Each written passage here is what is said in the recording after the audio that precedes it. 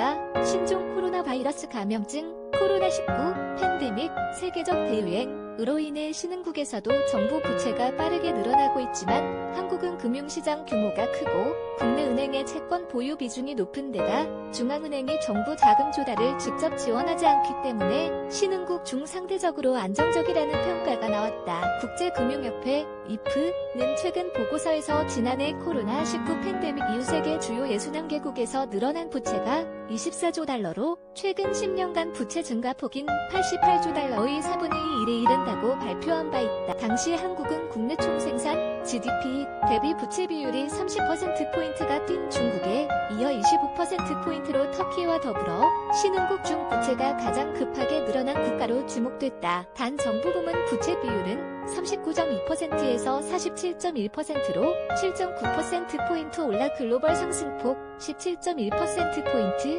선진국 20.7%포인트, 신흥국 11%포인트 등에 비해 훨씬 적었다. 그러나 25일 현지 시간 IF는 신흥국의 재정 지속 가능성을 현재의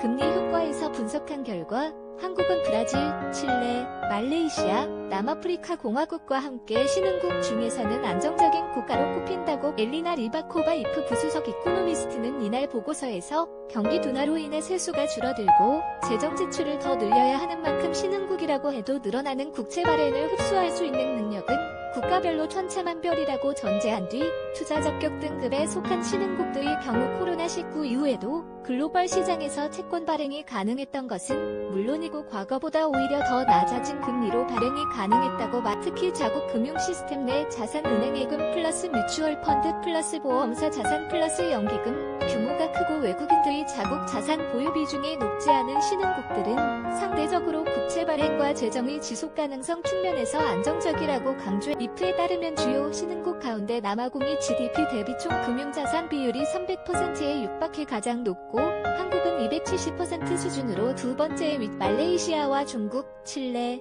태국, 브라질 등이 그 뒤를 이어 200% 안팎의 비율을 보였다. 또 자국 내 금융자산 중 외국인 보유 비중에서도 한국은 20%가 채 안 돼 케냐와 인도, 브라질, 태국 등에 이어 가장 낮은 자국 자산 중 외국인 보유 비중이 낮다는 건 그만큼 외국인에 대한 의존도가 떨어진다는 것이고 자국 금융 시스템 내 총자산이 많다는 건 추가로 발행되는 국채를 스스로 흡수할 수 있는 능력이 크다는 뜻으로 풀이된다. 특히 한국은 장기 국채를 소화할 수 있는 연기금과 보험사 자산 비중이 신흥국 중 가장 큰 편이라 정부 자금 조달에 어려움이 크지 않을 것. 리바코바 이코노미스트는 연기금과 보험사 등 국내 투자자 기반이 큰 한국과 칠레, 말레이시아, 남아공 등이 신흥국 중 가장 두드러지는 반면 헝가리와 멕시코, 러시아, 터키 등은 대규모